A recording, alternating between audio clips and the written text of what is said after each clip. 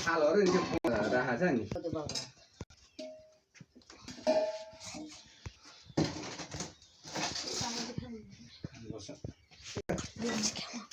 आठ बज्यो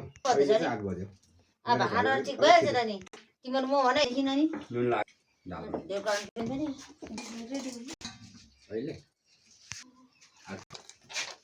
अनि माली बाउलाई एउटा गोटा भइहाल्छ नि है बोरेको होला जान्छ भुइँमा छ रास भुइँमा कसेर राख बनाएर छ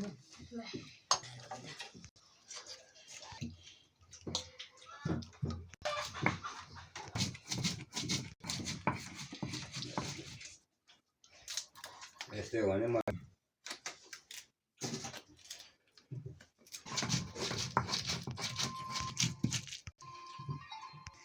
केटाकेटीहरु येलो गरेर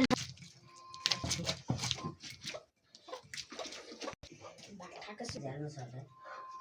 त माइले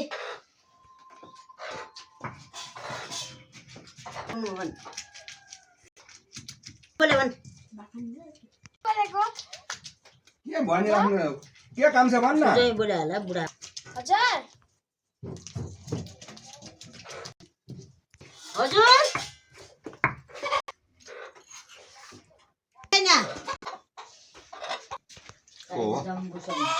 भन्छ जम्बु भन्छ क्या किन जानु नगरेर होला के जाला लिन चाहिँ गुजर क्लासबाट म खाइद दरगान न यहाँ तता के कहिले खान्छ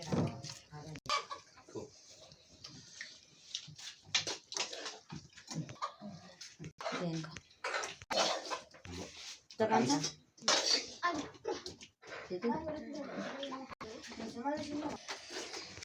सबैले पनि थुप्रै गाङ्नु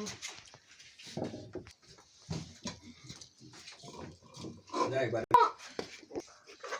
बाबु हस् भने खुसी हुन्छ त्यो त फरकै पर्दैन लाउले बाखान भयो लैजानु ल यतिखेर गुड नारेर आदि मेला बनाइसक्नु पर्ने मलाई भन्छ रात कामै के हुँदैन त्यति यता भएर नानीमा के थापिस् यता आउँछ झ्याली उठ्छ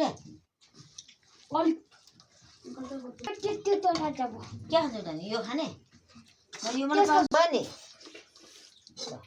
लाग्दैन चाख्दैन नुन गर्छ नि यहाँ त दाल चल्लो बिलाले भइसक्यो बाबाको लागि कडा बनाले तपाईले दाल चक्र मलाई खाउने हो नि खोइ रानी आना पो लागेन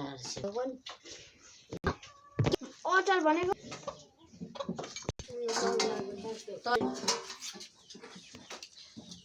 भात पनि ट्याक्कै खाली छिटो जानु भरे के गर्दैन यो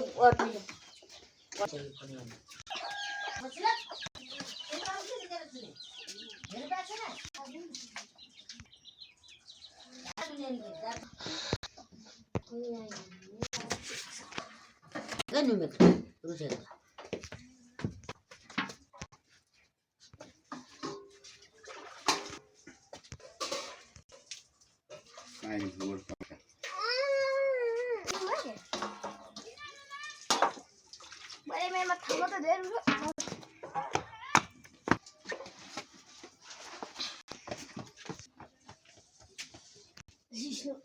Bagi त्यो त बेलै छ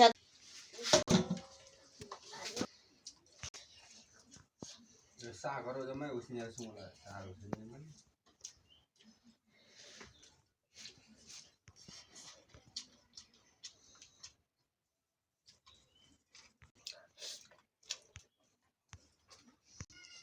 गरौ के बाटो वाक्कै भन्छ छिटो गरिहाल कि खायो कि नखा भन्नु भराएर खा त्यो नखाँदैन भात हेर्नु पनि खाँदैन सिस्न छ्या भन्दै यिनीहरू हुँदैन असो भयो बाख्राको त अब यही बस बेगा घरमै बोसो पो लाग्छ बोसो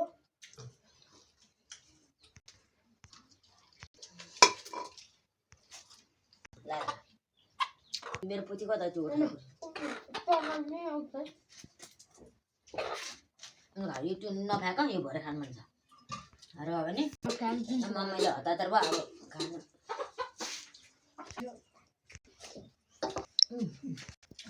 छोड्छ नि बेलुकाको महरू खान्छ नि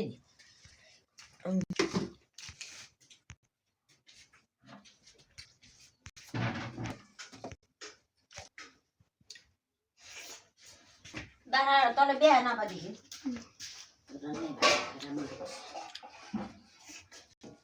अनि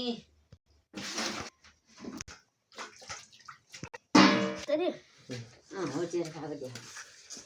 भात पनि हाल्थेँ कहाँ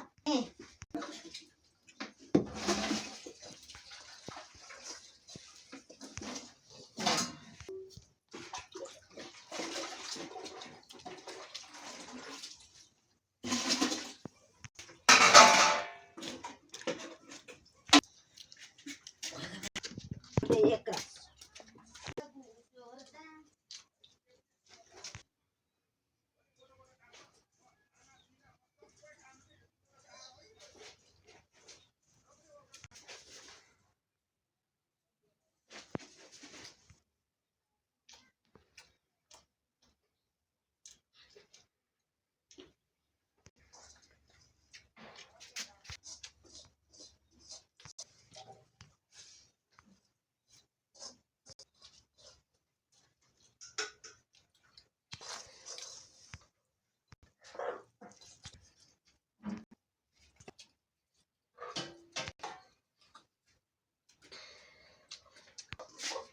पानी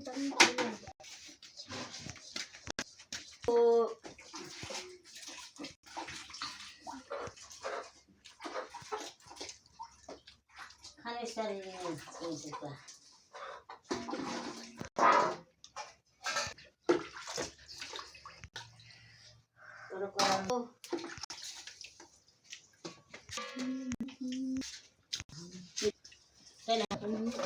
ओके बुढी बोके झन् नजानेर मैले एक थल डब्बा के